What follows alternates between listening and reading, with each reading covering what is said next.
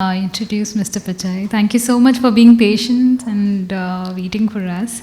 So Mr. Pitchai is SVP from Federal Bank.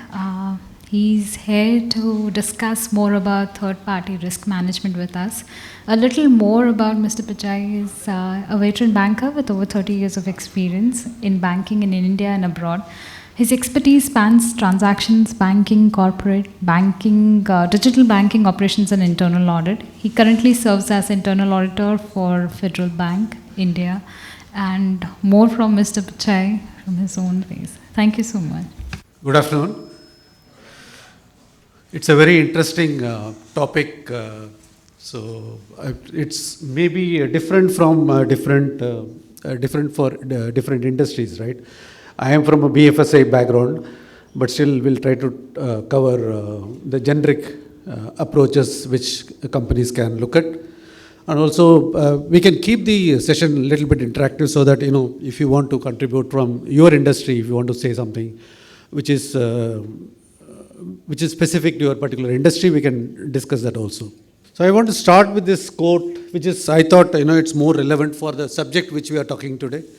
It's generally it's applicable for the audit role process itself. But if you look at it this point, from the third-party risk management point of view, where we are looking at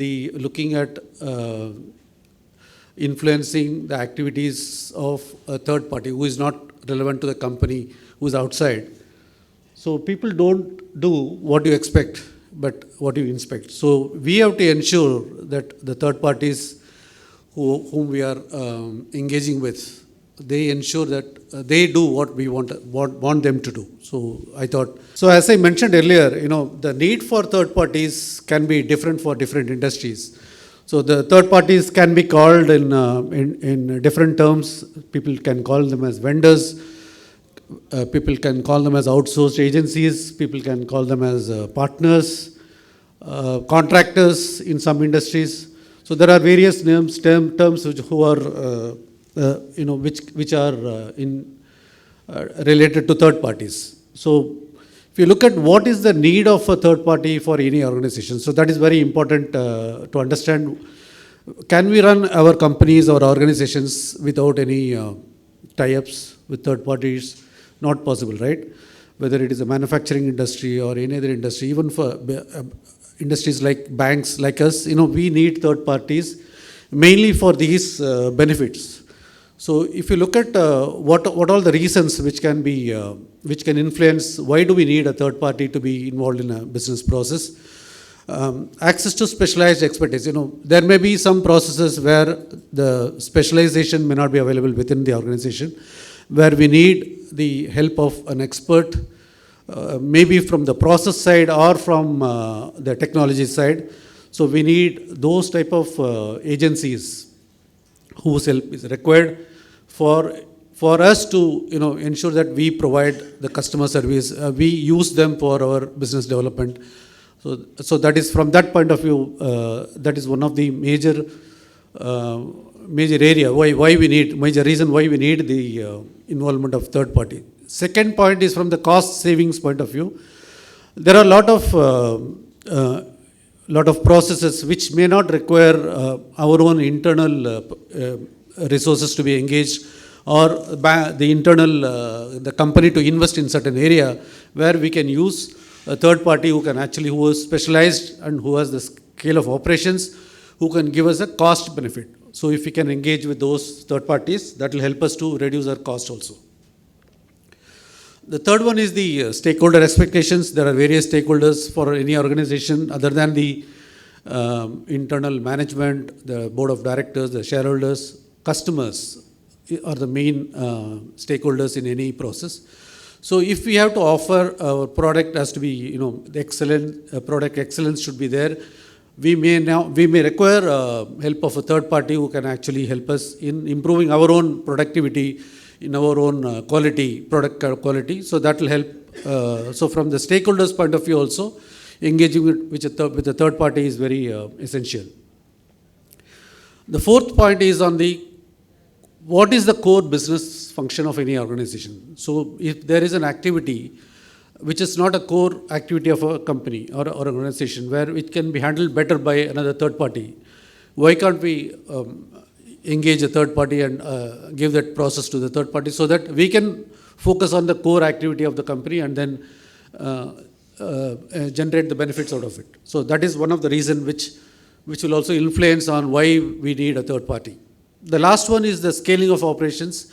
If we are going to run our own process internally, at some point of time, when the business increases or we want to increase the business suddenly, we may not be able to do it.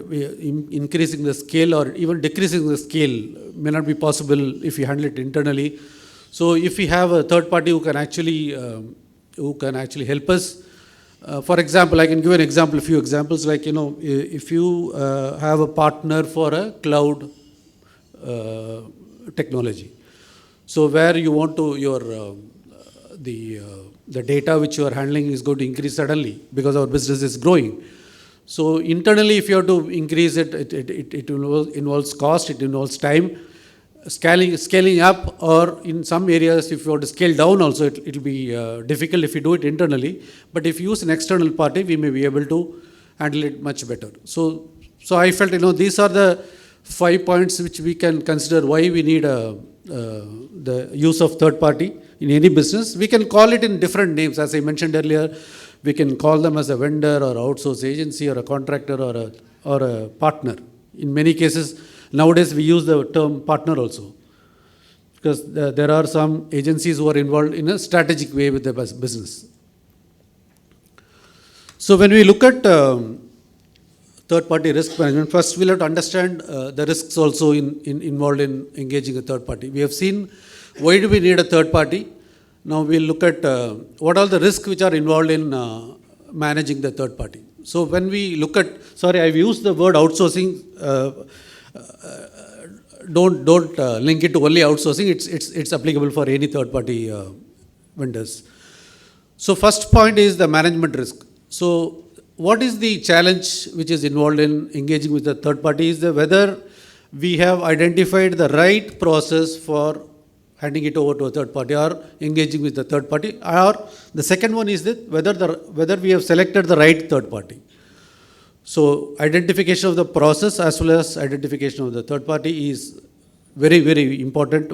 Right people and the right process is very important. Because later on, if there is a wrong decision taken at the management level, we cannot, it will have a bad impact, huge impact on the business, our own business itself.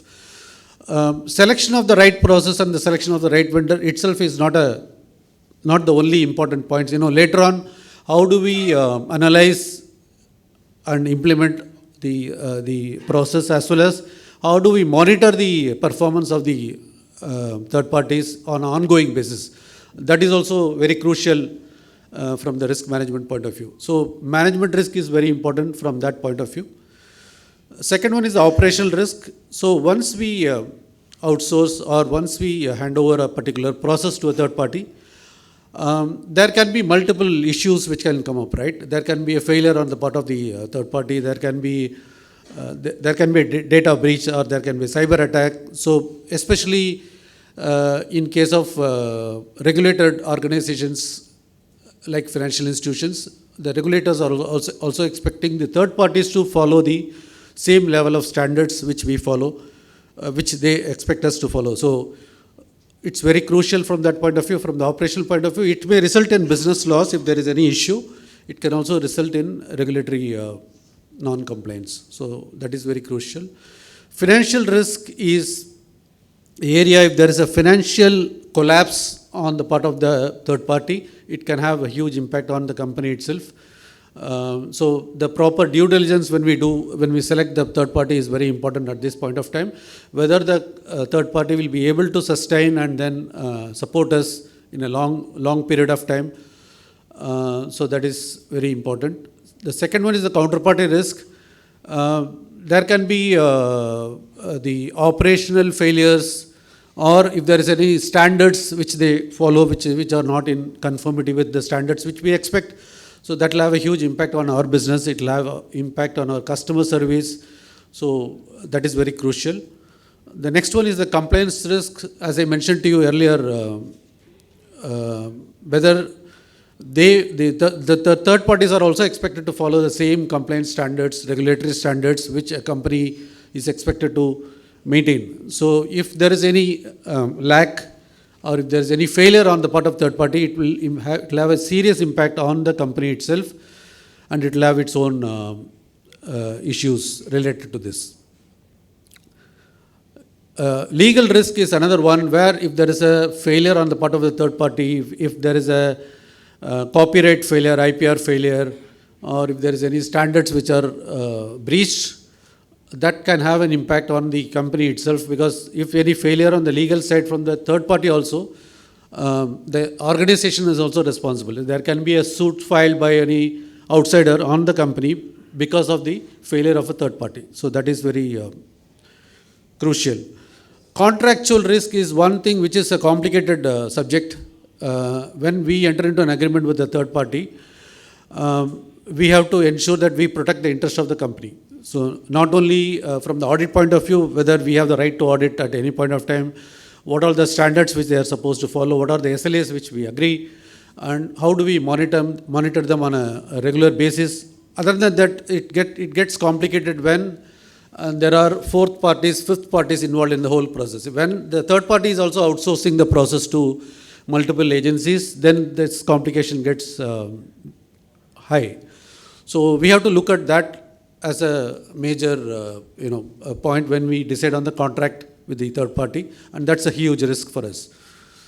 Access risk is actually as a company, when we are outsourcing or when we are engaging with the third party, when the third party is handling certain processes, it can be a manufacturing process also, it can be a data processing, or it's a technology process. Whether as a company, whether we have access to those activities, what the third party is doing, more from the monitoring point of view as well as from the regulatory point of view also. There can be some situations where the regulator also may want to know what's happening. So unless we have the capability to access what is handled by the third party, it will be difficult for us to manage. So access risk is also very important. The next one is the exit strategy risk. So entering into a third party is a challenge where we have discussed, we have to ensure we select the right process, we select the right vendor or right third party, and then we get into the business. And similarly, at the same time, we also have to be very sure about the exit strategy. Tomorrow, if there is a failure on the part of the third party and we decide to exit from the process, how are we going to exit smoothly? Yes, there will be a termination clause, exit clause in the agreement, but that is only that's only a contract, right? But practically, how are we going to exit from this relationship? Whether we have controls or whether we have, assuming that we are not getting a alternate vendor, alternate third party to move ahead, whether we can insource it. Is it possible to take it inside within the organization? Is it possible whether we have the capability to do it? Or whether we have options of other vendors who are available for us to move to another vendor quickly, as quickly as possible, because it should not have any impact on the customer service or the business continuity. So that is very important. The next one is the technology risk, where we are dependent on the third parties for our technology processes, where we use them for a cloud or we use them as a SaaS as a example, where there is a breakdown in the system or breakdown on the cloud itself. It can have a huge impact on the company. So we may not be able to provide the services. There will be a huge disruption in our service. It can have impact on the business as well as it can have impact on from the regulatory point of view also. So that is one crucial, and there can be a cyber attacks on the third parties also. It's not only whatever is relevant to us is relevant to the third parties. So whether they follow the right standards from the cyber security point of view, all those things are very important. It's a risk to be considered when we decide on the third party tie-ups. The last one which I want to cover is the concentration risk. I want to differentiate in two different ways. A company using a third party for multiple processes, that can be a concentration. If there is a failure on the part of the third party, there will be a huge impact on the company itself, right? If there is a multiple dependency on the same vendor. So there is another type of consideration which is possible where there can be one or very few third parties or vendors who are providing a same service to multiple companies. For example, in the industry, the whole industry is dependent on one or two third parties. If that third party is collapsing, the whole industry will come to a standstill. So that's a big issue. So these two are the areas I think we should look at it from the concentration risk point of view.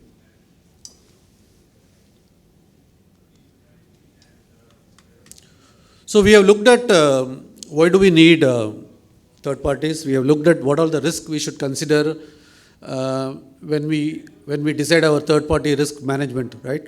So now we will see what are the things we should look at from the risk management point of view. So it's the challenge is going to be identifying, assessing, and mitigating the risks. So when we look at the process, so whether we are selecting the right process for handing it over to the third party, and when we assess the third party, whether the third party is having the relevant experience, whether he is having the relevant financial support to handle this, to give us the support for a longer period of time, and if there are any gaps which are identified, what are the mitigating controls we are putting it up, we are ensuring that those controls are implemented in the processes, and how we are monitoring those processes. So these are very important, and there can be some risks which we can accept, residual risk which may not be a major risk, but we can live with it for some time, or we can have a plan by which those risks can be mitigated within a period of time. So those are the areas which we should think when we talk about third party risk management. We also should take care of on the data side, whether we ensure that data privacy, data secrecy is well maintained by the third parties, and it has to be as per the regulations and as per the industry standards. So that's very crucial when we look at the risk management point of view. Contract negotiation, as we mentioned, discussed earlier, contract negotiation is very crucial, more from the point of view of the company's interest, whether we are protecting the company's interest, whether we are taking care of this whenever there is a third party, a fourth party involved, fifth party involved. So those things have to be taken care. And on an ongoing basis, how are we monitoring it? How are we doing the assessment? How are we reporting? How the third party is reporting the incidents to us, and how do we decide on the termination if it is required, whether we have the backup arrangements, and how do we continue with the process.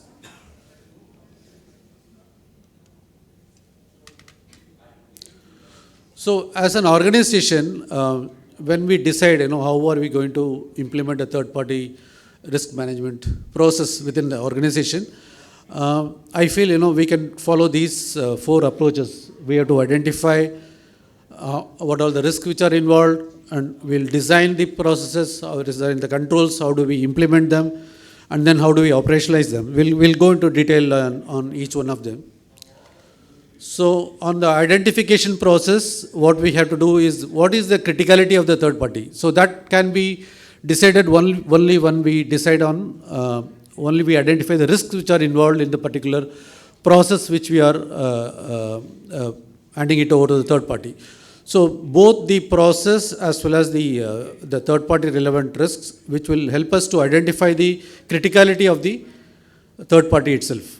So once the criticality of the third party is identified, then we can categorize them into different risk categories, and also we can analyze so once we have to ask a lot of questions to the third parties when we do the due diligence, and we analyze those due diligence, the responses from the third parties, and then we also have to review the integration points with the organization's process. There can be it's a manufacturing process integration, or it can be a data integration points.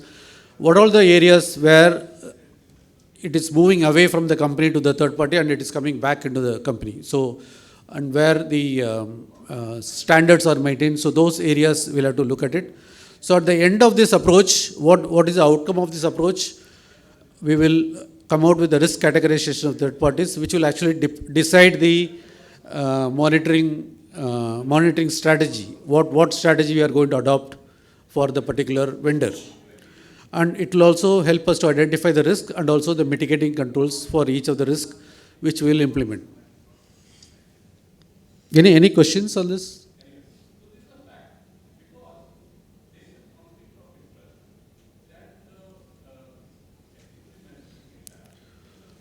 So once we identify, the risk category of the vendors, then we'll move on to designing the approach. How do we design the approach? We identify the risks which are involved. The risk can be different for a different vendor, different industry. So according to the risks which we identify, then we have to prioritize the risk domain, whether what is the potential impact of the risk which we are taking and what is the likelihood of that risk happening. So those are the areas which we have to look at and then design our approach towards managing the third party, the particular third party, right from onboarding as well as ongoing basis. So for example, once we identify the risks which are involved and also we have identified the potential impact and also the likelihood of the risk which is identified, we will come out with a checklist, what all the questions to ask the vendor, what all the details we need more from the vendor. So that is more customized for each vendor and more customized for each industry. And then we'll decide on how do we manage this third party. So once the gap analysis is done, how are the gaps are identified, how the gaps are fixed, whether any new controls are to be suggested to the vendor, whether internally, whether we have to add some more control mechanisms, and how are we going to decide on the continuous monitoring. Once the vendor is onboarded, how are we going to monitor the activities of the vendor, how are we going to identify the failures, or is there any signals which we can pick up. So those are the things which we decide when we do the designing of the approach. Then we'll get into the implementation of the approach. Yes, please.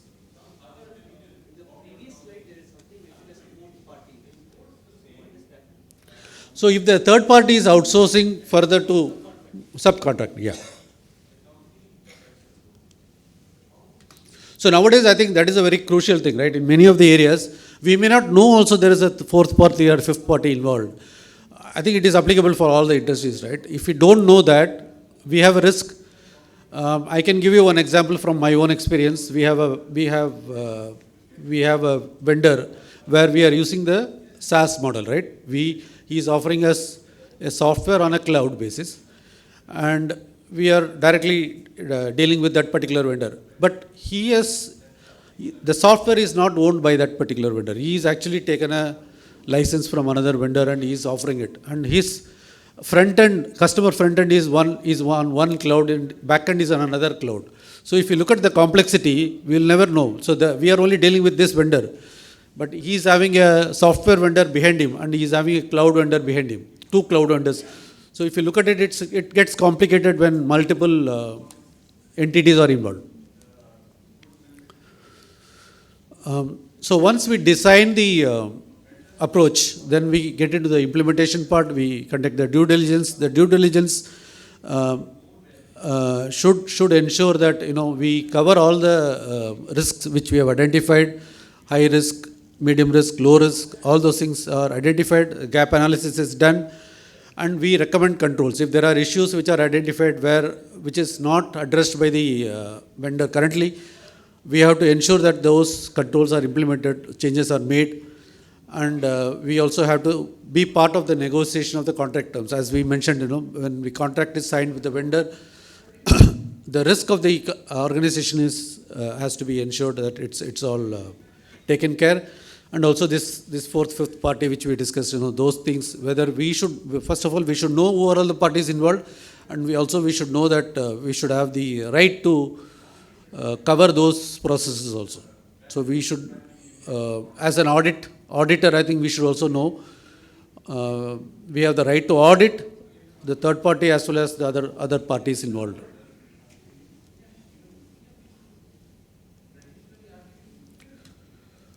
So finally, coming to the operationalization part, This is actually, we have done the due diligence, we have done the onboarding of the vendor has agreed to start the process, and then how do we do this ongoing monitoring? So vendor is already in place and he has started working.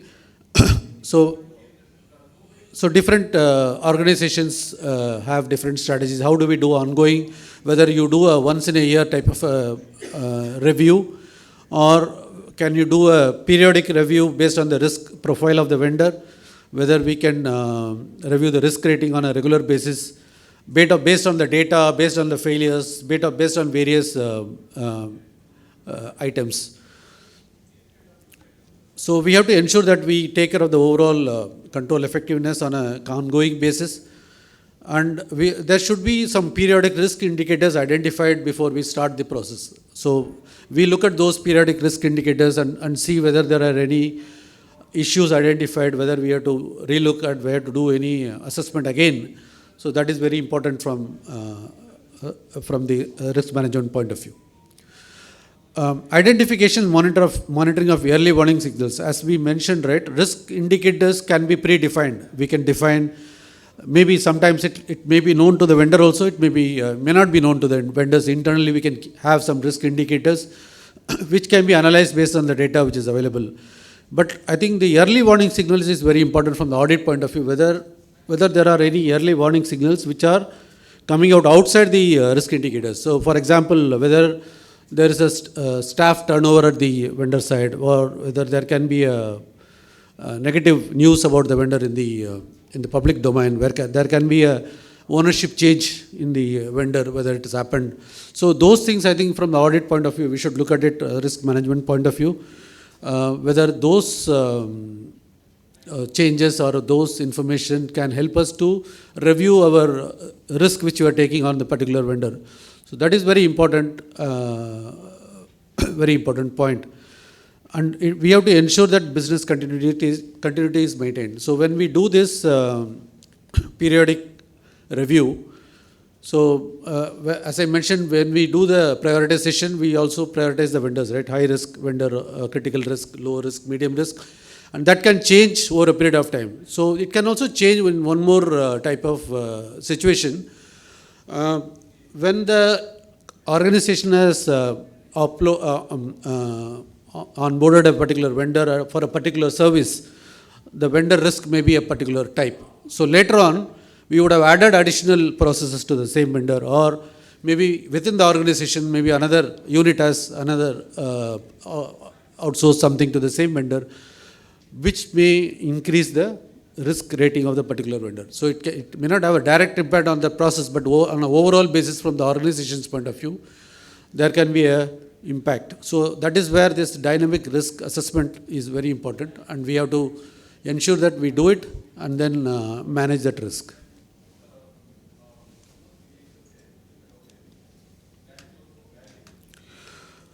So once we decide on the approach which we want to follow for a risk management, on a third party risk management, how do we do the methodology on the assessment of the risk?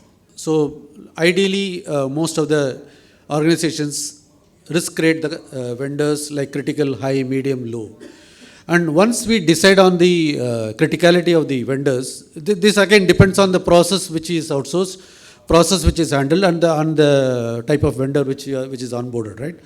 And how do we decide on the assessment method? So if the vendor is identified as a critical vendor or a high vendor, the suggested model methodology is a full assessment. So when we do the onboarding of the vendor, we would have done a full assessment of the vendor, right from financial capability, operational experience, or the controls which are implemented, the IT security, data security, all those things. The full assessment has to be done again for those critical vendors on a regular basis. So it can change from organization to organization. We can decide the frequency. In some organizations, if the criticality is very high and it's like a strategic partner, we may have to do this every 6 months, or we can do it every 12 months. So that depends on the organization. We can decide. And if it is and also the assessment method, whether we have to do on-site, whether we have to do off-site, so that also can be decided. So this is a suggested methodology which I have indicated in this slide. In case of high-rated vendors, we can decide to have a on-site plus remote assessment. On-site, whatever areas which are required. Remote can be based on the confirmations received from the vendor, or we can connect to that system and see what type of assessment we can do remotely. And we can also decide what is the depth of the assessment. Even in high also we can do a full assessment, which can be even for maybe a longer frequency. We can say 9 months to 12 months. So that depends on the organization. So in case of medium risk rated vendors, we can say we will do only remote assessment, online assessment, on-site assessment is not required. And what type of depth of assessment is actually, I'll only assess the core controls which are agreed and implemented. So I may not do a full assessment, but I will do the effectiveness of the core controls which are implemented. So I can also decide what is the frequency. I can say it can be 12 months or 18 months, 24 months. So that depends on the risk which is involved. So in case of low risk rated vendors, we can decide whether I can do a remote assessment, or I can, in some cases where the risk is very low, I can do even a self-assessment. I can give a list of questionnaires to the vendor and ask the vendor to do a self-assessment and then come back to us. And then if there is any doubt, we can go back. Otherwise, we can be satisfied with that. And we can do a very light assessment, and we can also decide on the frequency. It can be a longer frequency of 24 months to 36 months. Any question on this? Yes. Previous slide.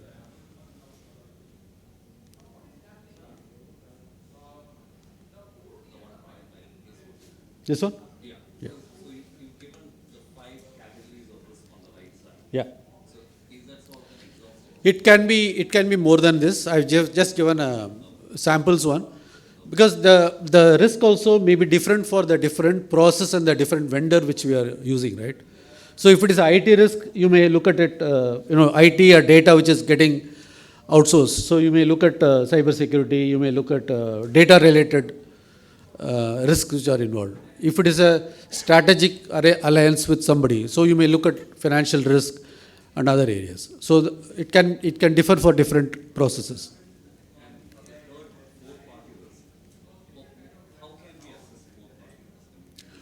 So when we do the due diligence, so that is where the initial due diligence is very important. So one from our own organization's point of view, so normally the third party tie-up is done by a business team, right? So internally we should be very clear what the business wants to do. So that means business also has to be very clear what they want to do. So in many organizations I've seen, there is very less clarity when the business comes to us with a request for a third party onboarding. So at that time, even business may not be aware of involvement of a fourth party or a fifth party. So that is where I think our role is very crucial. So in many organizations, internal audit itself does it. In some cases, we use third parties for doing the initial due diligence. So that is where the preparation of that initial checklist or a questionnaire is very important, and that has to be customized and that should be very flexible. So we have to go in detail, we have to go sub-process by sub-process and see if there is really involvement of a fourth party or a fifth party. It's very complicated, I agree, but it's very important. Yeah. From a controls perspective, can you enumerate some examples of controls that we can have for managing third parties? I know due diligence would be a starting point. Yeah, due diligence is not a control. Due diligence is actually used for identification of the third party and then designing the control also. The control will also depend on the risk which is involved, right? So, for example, since I am from BFSI, I can say we have, as a bank, we have tie-up with a lot of fintech companies. For example, all of you must have seen this advertisements called Epify. It's a fintech company. We are their partners. They source accounts for us. So when we do KYC, whether KYC, AML, or the integration which we have with these companies. So we have to ensure that all our interests are protected in implementing the controls. So similarly, I think it will be different for a manufacturing company or any other. So anybody from other industries, maybe you want to quote any example on this, on this question? Yes, please. Basically, when you sign an MSA with your third party, right? Yes. Say that you will not engage a fourth party before approving from you. Correct. So that can be a control. That can lead to a control, and then you can Yeah. validate that after a year or 6 months. It should be only pre-approved. If they are engaging with a third party, another fourth party, fifth party, they should take approval from us. So that can be only. Yeah. Yeah. And also the software which they are using, right? Whether it is licensed by them or not, because there cannot be a violation, copyright violation later on. That can become an issue. So in the end-to-end process, even another area is of relevance is the customer servicing. For example, if you are using a third party for managing your customer service, it's a call center. So that's also crucial, right? How do they? What is the SLA which we sign with them? How do they escalate issues to us? So it will have a direct impact on the business of the company. Yes.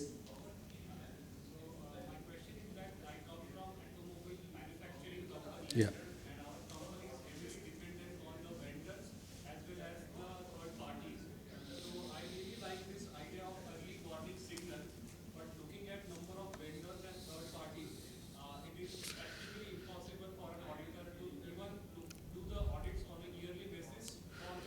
Right.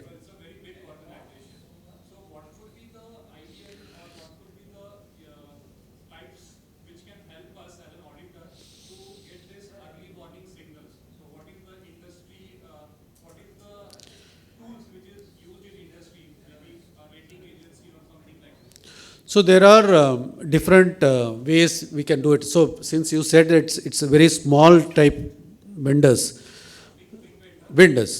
but there are agencies who are there available who can actually do due diligence on a regular basis. No, they will not physically visit the vendor and take a due diligence, but they have access to information which is available in the public domain. So that can be used as a early warning signal. So especially some of them, it's very difficult to identify, may not be available in a public domain. But I think that is where I think you will also have on the business side, first line of defense, second line of defense, they will have a certain process where they are supposed to meet the vendors on a regular basis. So the way in which they ask questions to them, that can bring out some of the areas which can be considered as an early warning signal. So if there is a ownership change, which is one which I mentioned, right? Ownership change or a staff turnover, employee turnover can be a early warning signal. So those things will come, may not be available in a ownership change may be available in a public domain, but employee turnover, or you can say in your case whether this particular vendor has started associating with another company. So those type of things can be ascertained through a regular monitoring by your own first and second level of defense, and then that information can be used as an early warning signal. Okay. Yes. In one of the previous organizations, industry was IT consultant we used to provide. The process of payroll was outsourced to a third party.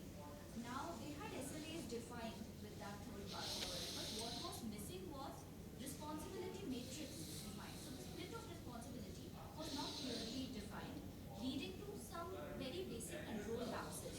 For instance, a particular review should have been done, or simply a make a check or control should have been done. The third party thought it is the originating company doing this, the originating company thought that it is implicated in the third party, and hence the control was entirely missing and the entire process was dependent on Right. one person. So this was the lapse which the responsibility matrix not existing or inadequate split of responsibilities. So two questions that I wanted to ask on this. One, is this a common challenge, a common operational risk, if I may call, in third party management? And secondly, if it is a common challenge, are there any standards that are defined for defining the responsibility matrix or split of responsibility? So my answer is there cannot be any standard prescription for these type of risks, right? It's different for different entity, different processes which we follow. So the example which you gave, so that means there is a problem in the designing of the control itself, right? So when we decide what is that we are going to outsource, and who is the vendor, and if we if we are not clear that who is going to validate those transactions, so that's a basic failure, right? So I think from that point of view, I think when we have to be very careful when we design this.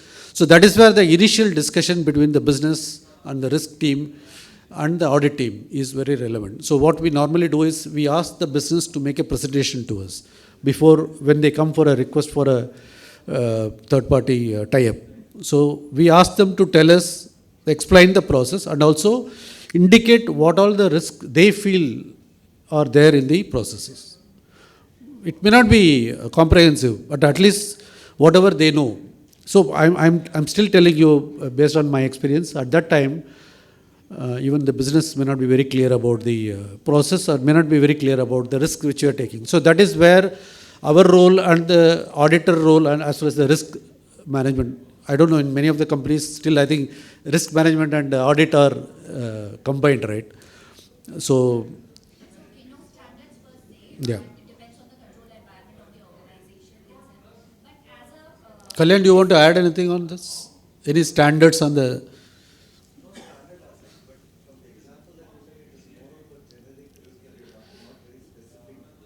yeah, but standard per se in terms of existence of a responsibility matrix or existence of a split of responsibility. It all comes from in terms of the tone at the top, in terms of how the management sees control as part of that, how they are defining various roles and responsibilities.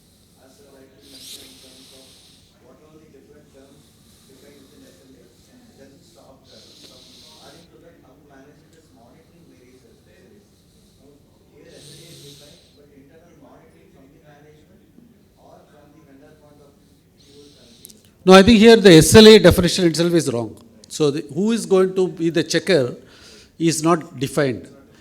So that will have impact also, right? If you want, so one is the failure which has happened, right? One is the which has a financial impact on the company itself. Second is on the cost point of view. If you look at it, if it is not defined and you are expecting the third party to handle the additional process, and then if you want to make the change, the cost is going to increase also. So the basic understanding, so that is where the initial due diligence is very important. What understanding of the process, understanding of the risks, and identification of the controls. So these are very crucial. Yes.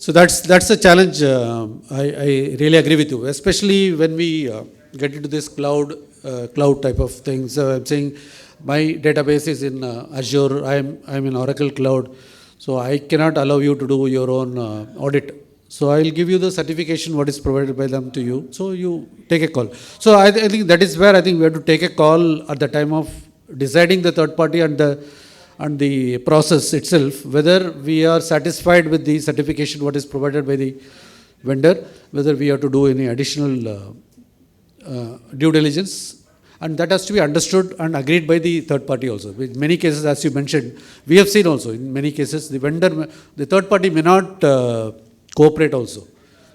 So they'll say not possible, it's not mentioned in the contract also.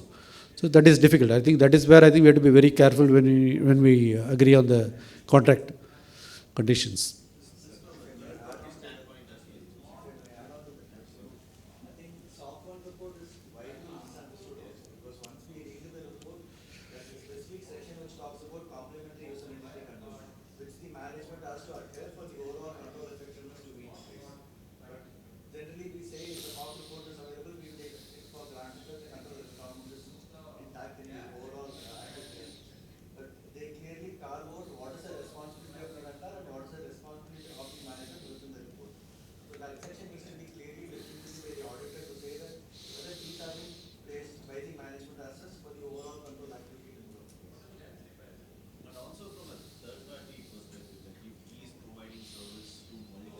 Yes. they can't support audits by all this multiple. Correct. That's why they engage a third party auditor to give a report because all this infrastructure are same for all new clients, right? So they rely on this one-time audit and then provide the report to all the vendors. As he mentioned, it's not just the report availability, it's like any audit report, we need to go through the report to see whether there are any qualifications or like you mentioned, what is the expectation from the management or complementary controls. So all this needs to be looked at. I think that is where all these large entities who are providing these services, they will have standards, internationally approved standards which are acceptable to the companies. So that is where I think that comfort we'll have to take.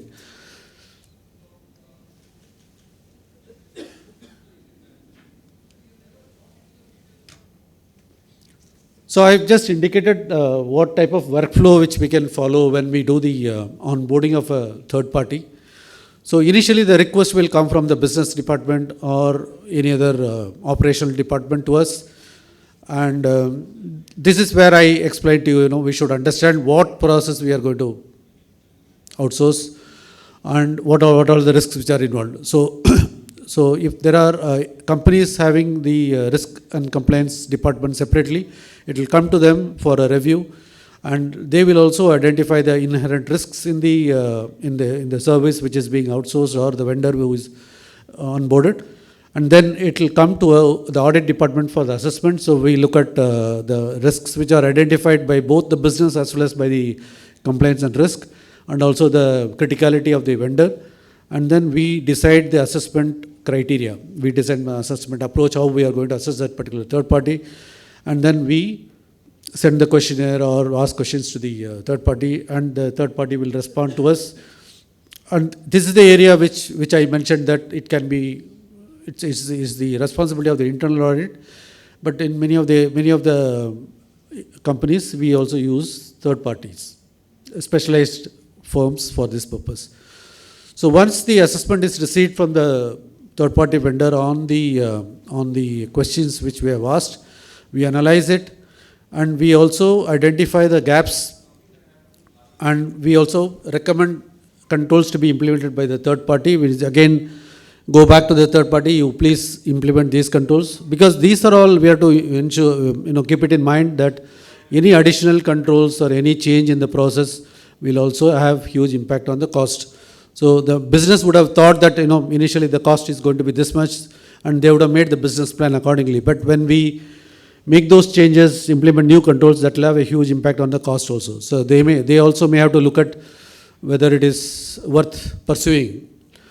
So once the implementation controls are implemented, recommended controls are implemented, we again recheck whether the controls are implemented, or we have got a confirmation that these controls are implemented, and then we give our confirmation back to the risk and compliance units, and they do a review. There can be some areas which are risks which are open, which are residual. The risk and compliance department will look at it, and they will also go back to the business. They say that these are our concerns, these are the areas which are still not covered. So the business also will look at it from the commercial point of view. Then they will decide whether they can accept the residual risk, and then they will come back to the risk and compliance units, and then they will decide whether to approve this onboarding or reject the onboarding. So this is the normal process which is followed in different organizations. Is there anything different in your, yeah? Your audit department wouldn't feature in the course of the onboarding, right? Yeah. Audit department with the third line, so We are not onboarding here. We are doing assessment. yes, as part of the onboarding workflow also, that responsibility of doing an assessment, I don't think it lies directly with the third line. Yeah. Maybe here, if the management has an internal control department, right? So I think they could play a part wherein No, there are two things involved. So if we look at that process, right, the request comes to the risk department or compliance department, risk and compliance, both of them. They do the review of the process and the vendor, and they also identify the risk category of the particular vendor, and they come to the audit department. So when we do when I say assessment, See, it's a blurring area, right? It's normally done by the both units, right? When we do the assessment, we also check whether the risk categorization by the risk department is done correctly or not. That is also part of the assessment which is done by the audit. So, if there is a critical category vendor or a process assessed by the risk department as a medium, which may not be right, that also is the responsibility of the audit department to see whether the risk is categorized correctly. No, but not again at the time of onboarding. I think as part of annual audit, you look at the entire process. Yeah. Right? Be it onboarding, be it the due diligence, be it the periodic monitoring, the vendor performance assessment, the sample agreements with the vendor. So that could be, the frequency could be once in a year or twice a year. So generally in BFSI, what we have seen that it's a mandatory audit activity Yeah. that we cannot do away with. I agree with you. It all depends on the risk category of the vendor also. So, for example, a very low category of vendor which we are onboarding, it may not come to audit also. It can be the first line who can do the due diligence and then complete it also. That is also possible. So, I'm talking about the major ones, critical ones, which will come to audit. So, the due diligence of the initial due diligence as well as the subsequent due diligence of the low level of vendors can be handled even by the first level of defense, by the business itself.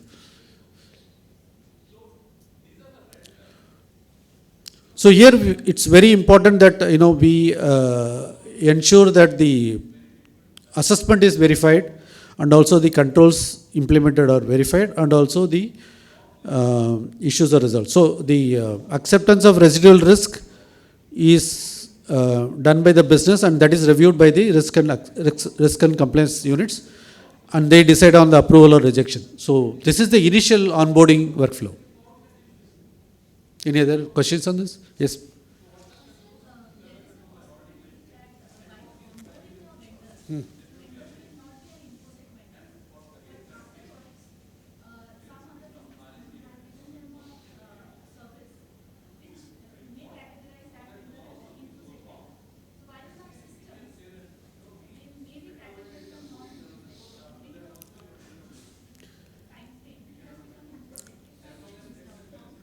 That is what I was mentioning earlier. That is where we have to do a dynamic risk review of the vendors also. When we do online review, it is possible when we onboarded the vendor, he may be a low risk or a medium risk vendor, but subsequently we would have added additional process to the same vendor or the vendor's risk itself would have gone high or critical. So that will be known only when we do the subsequent or online or a regular monitoring of the vendor.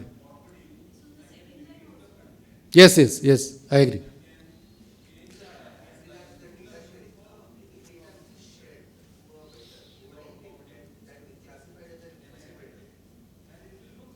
Yes, it all depends on the what type of data you are sharing also, right? If you are going to use if you are sharing a customer data or a sensitive data, that is, yes, it has to be straight away coming to high or critical. But if there is a non-sensitive data you are going to use only for some limited purpose, we can decide that.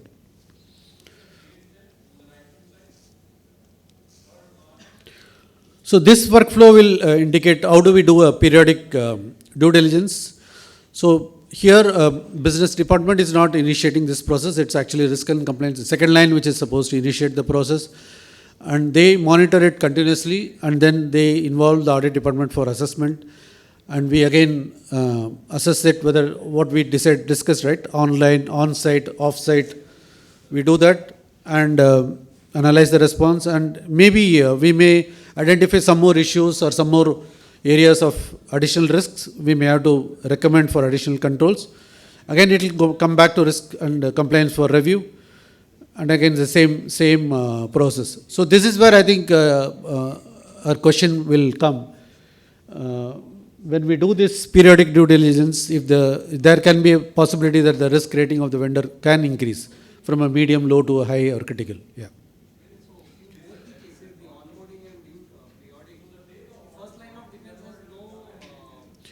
It depends. I just wanted to mention, yes, this is always a question mark on this, right? There is a blurring line between first level, second level, third level of defense.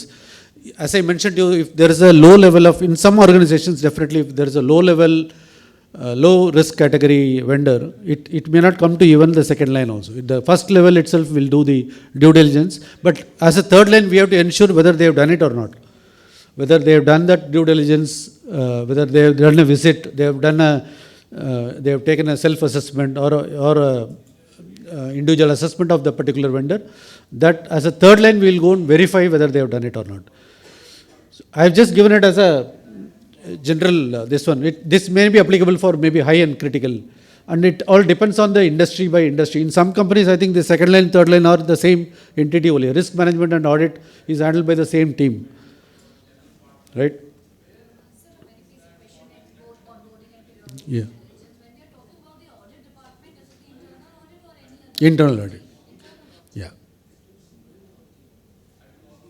Because generally, as in the organization that I'm a part of, You have, it's a post-facto audit that we do. Once it has been onboarded, maybe 6 months down the line, we would have.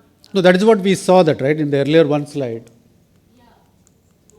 This one. So once the vendor is onboarded, how I am going to continue the assessment, right? If it is a critical vendor and a critical process, I have to do on-site assessment, means I have to visit, and I have to do a full assessment of the process, and I have the frequency has to be 6 to 12 months. So that is where I think you decide on the depth of the assessment and the frequency and assessment method based on the risk category of the vendor. Yes, ma'am. Sorry? Post onboarding. Yes, ma'am.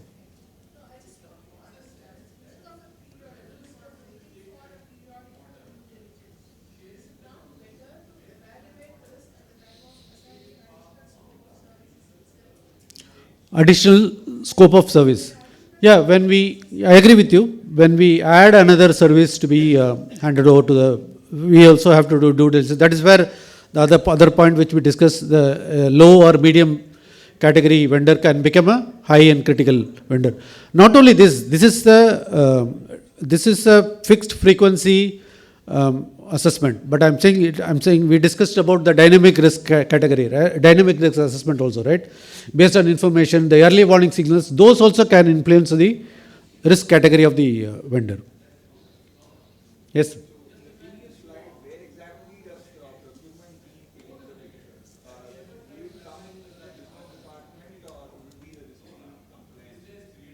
I think that will be business, right? Procurement is business here. Yeah.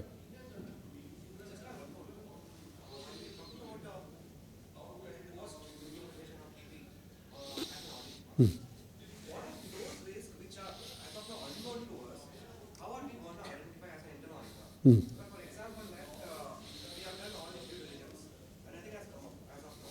But however, there have been some scenarios like you have COVID pandemic, you have certain critical areas where you can't assess right now. But how are you going to make a provision out of it, and how, as an audit, internal auditor, you going to assure the management that these are also being taken care of post-implementation of the same? Right.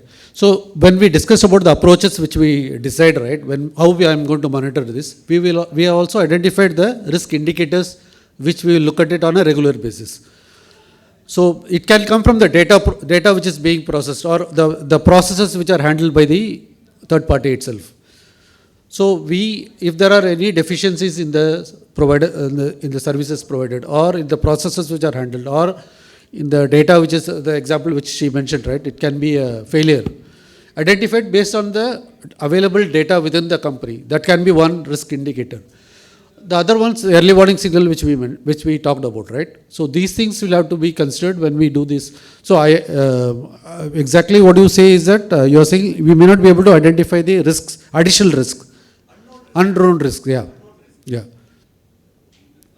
So unknown risk will have to come from this only. Beyond this, if there is if there is unknown risk, it will be difficult to identify. Anybody wants to? Yeah. The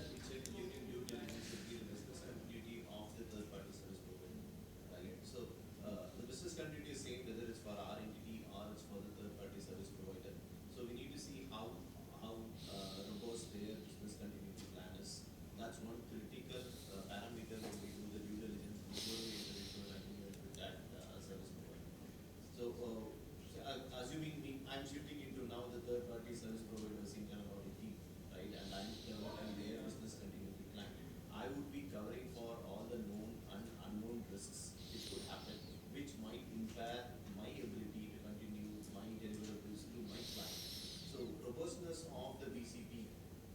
or ECM of the third-party service provider is one of the critical assessment that needs to be performed during due diligence.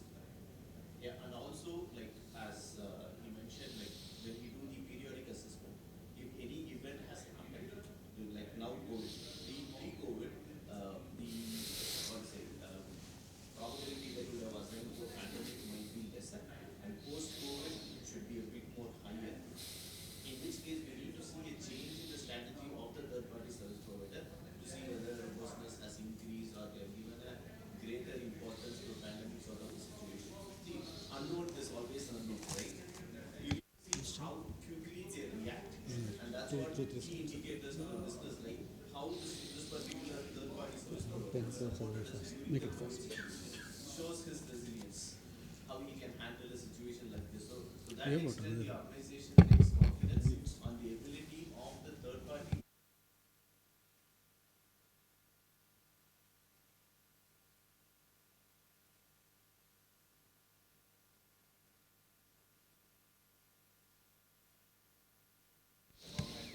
But however, there are certain macro risks which are available on the market side. For example, like recently we have heard a lot about that. There might be GP, third-party contractor, who is also facing some kind of an allegations of behavioral issues. Now, based on that kind of information, as an internal, it's a highly assured management that you still continue the contract, or you should make a provision into the process or safeguard yourself. Yeah. So the point is when we do a BCP, right, we look at what are the critical resources that are essential to perform the deliverables. Yes, you are talking about a reputation risk of the vendor, like me being associated with that vendor who has a negative communication in the market, will it impact me, right? So that's a call that needs to be taken when such an event happens. Like how I want to look at the situation. Should I have to react to this, or for me, I have a good ethical, what to say, reputation in the market, and whatever happens to the third party does not impact me because I have my own controls and my processes are completely different, right? Just because one of my service provider is not ethical, best things organization do is react and stop activity and make it a media communication. If they are worried about their respect, what's the reputation being impacted, the communication gets in and they will handle that business as to how they need to do. And that's why it's critical how robust we have our exit clause in the contracts, right? That's pretty critical because couple of points comes in. One, exit clause is 2 months notice, 3 months notice. Third is how they are going to handle the data after we have exited. Say for example, leave Adani, if there is a data breach. We'll discuss during lunch. Yeah? Thank you. So I'll just quickly run through some more slides are there. I think 1 o'clock is the lunch time. We'll have to quickly close it. So this is a life cycle which we have discussed also: onboarding, establish an enterprise-wise process. Then we do the due diligence, and we also do the ongoing monitoring, and we do the on-site control assessment and documentation. On-site or off-site documentation is very important. Issue management, tracking the resolution of issues. We do the SLA monitoring document, and also we do the contract reviews and performance reviews and implementation of additional controls. So there can be some controls which may be implemented during the course of time. It may not be immediately. So we have to ensure that they are implemented within the agreed timelines. So the maturity model of the risk management can be different for different companies. So some of them are very informal, ad hoc approach. They use Excel sheets. There is no involvement of the line of business, or something better, reactive. They use different. They use manual questionnaires. They do. They have a small team and they do it. Proactive is slightly better. They have dedicated team for third-party risk management. They do risk-based assessment and scoping. They do assessment scoring. They identify inherent risks. They calculate the residual risk. They manage the issues, and they also go towards TPRM technology. And the better ones are optimized ones. They follow all these things. They look at continuous improvements. They look for dynamic risk monitoring. So different organizations can be at different levels in the management of the risk. So what is the role of internal audit? We have already discussed many things. We'll just, we are involved in the sourcing process also. That means we do the initial due diligence. We are there in the contracting part where we ensure that the interest of the company is taken care. And we are there in the monitoring part on an ongoing basis. We are there in the issue resolution part, and we are also there in the termination part. Not directly, we ensure that the contract is taking care of it, and also the business is not affected. So we'll go through this quickly. Sourcing part we discussed. We ensure that the approval process are followed. We ensure that whether it was properly identified, risks are identified. We ensure the sensitivity of cost-benefit analysis to assumptions. So business come with some assumptions, and then they come out with some cost-benefit, and then we see whether it is correct, whether the assumptions are correct. And also the categorization of the third party is also very important. That is the role of internal audit, and in jointly with risk management. And we also involve in the development of the program, due diligence program and the checklist. And we do the proper due diligence and the risk assessment, which we discussed, right? Gaps are identified and controls are implemented. Contract is very important. That's where we ensure the right to audit is part of the contract clauses. And we also clearly define what is the roles and responsibility of the third, fourth, fifth parties. We ensure the indemnities, penalties are there in place. We ensure the business continuity is taken care in the contract. So when there is an exit clause, how do we exit smoothly? Monitoring is our role on an ongoing basis, whether it is based on the risk indicators or the early warning signals. We ensure that we do on a regular basis. And then on the issue resolution, if there are any issues, whether the issues are escalated correctly to the timely to the organization, and those issues are resolved in time. Termination, which we discussed. We are not directly involved in this, but we ensure that the termination clause takes care of the interest of the organization, and the business continuity is maintained. And there are, in case of data, technology which we discussed, the data migration is ensured, and data purging with the vendor is also ensured. So that is our role. There are some challenges which we feel, all of you have already mentioned a lot about challenges. How do we identify the risk category itself identification of risk category itself is a challenge. The business or the procurement department or somebody can say that this vendor is not high risk or critical. So we have to ensure that we identify the risks and then categorize the vendor accordingly. There can be establishing the framework can be an issue that we'll have to work with the second line, first line of defense and ensure the right framework is implemented. The complexity which we discussed when there are multiple parties, fourth, fifth parties, identification of those parties and how do we manage them. Storing the evidences for the due diligence and the ongoing monitoring is a challenge. Resistance from third parties we discussed. Guys are not ready to provide the necessary documentary proof, or we have to go by the standards. Resource constraints internally, yes, this is there across various audit processes.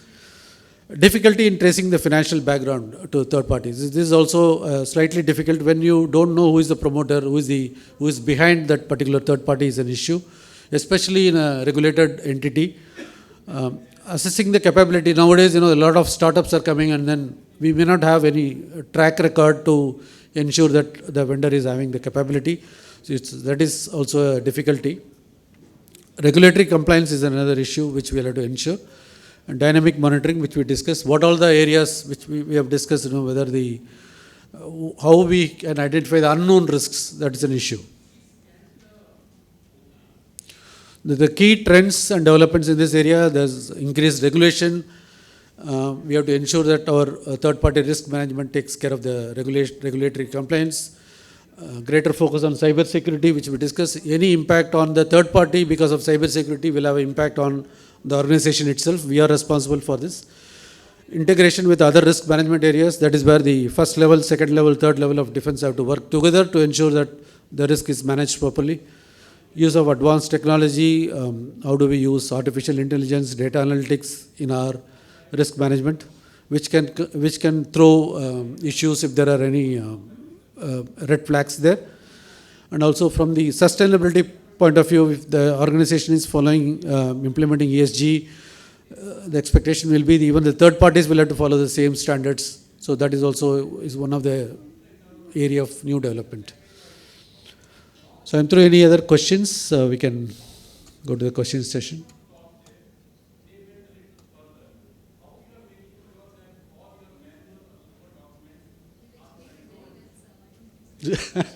The question session was throughout, right? It was interactive session. More of. Thank you.